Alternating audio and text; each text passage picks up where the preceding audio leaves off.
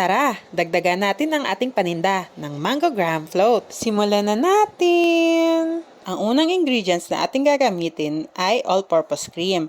Dapat chilled overnight ito dahil ibibit pa natin ito upang mag-double ang kanyang volume. Ganyan talaga ang texture ng all-purpose cream kapag ito ay chilled overnight. Medyo struggle lang ang pag-alis sa lata kaya mag-ingat kayo dahil baka masugatan kayo ng lata. Ayan, nagsimula na akong mag-beat dito. At sa mga magtatanong kung saan ko nabili ang aking beater, nabili ko lang naman ito sa Lazada sa halagang 600 pesos. Kung mag-i-invest kayo sa beater, dapat yung maganda na ang quality. Dahil noon, bumili ako ng murang beater, kaso lang, nangalawang agad. Kaya huwag kayong maghinayang kung bibili kayo ng medyo mahal-mahal dahil magandang investment naman ito. Ayan, balik tayo sa paggawa ng mango graham float. Kailangan natin ng 1 can na mango flavor na condensed milk. Dapat chilled overnight rin ito, katulad ng all-purpose cream. Hinati ko nga pala sa 2 batch ang paglagay ng condensed milk. Ginawa ko ito upang hindi mabigla ang all-purpose cream na ating binit kanina. Ayan, hinalo ko lang ito gamit ang aking hand mixer.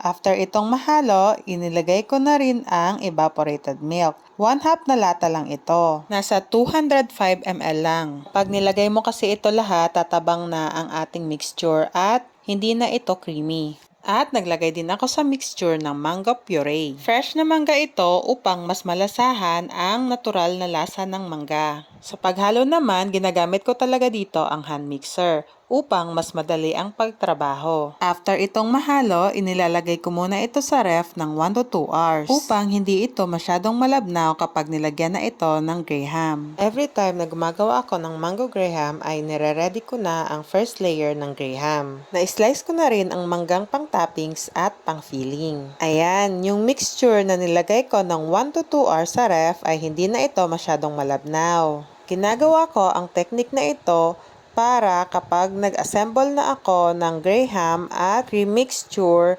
para hindi magpaibabaw ang graham. Literal na magpo-float talaga ang graham kapag malabnaw pa ang ating cream mixture. Nangyari na kasi iyon dati, kaya ayaw ko na iyon maulit. Sinisiguro ko muna na bago ako mag-assemble ay dapat hindi na masyadong malabnaw ang cream mixture. Sunod na layer naman ang nilalagay ko ay yung mango filling.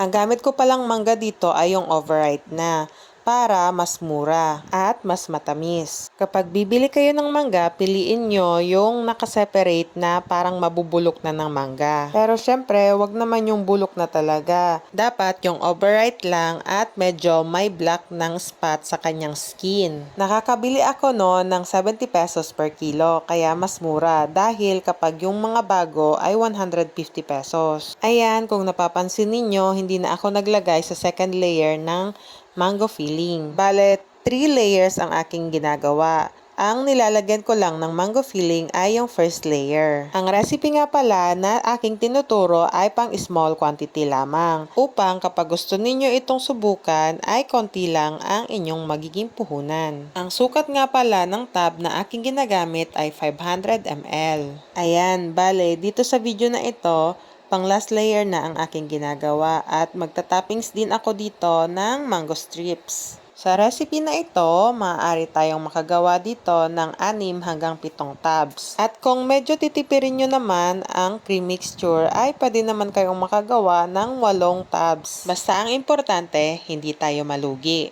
Ang downside lang sa paggawa ng mango graham ay yung paiba-ibang presyo ng ating mangga. Minsan mahal, minsan mura dahil seasonal lang ito. Ibinebenta ko nga pala ito ng 95 pesos sa aming lugar at online selling lang ang aking ginagawa. At kapag tapos na kayong mag-assemble, pwede na natin itong ilagay sa ref ng overnight. Saka natin ito ibenta.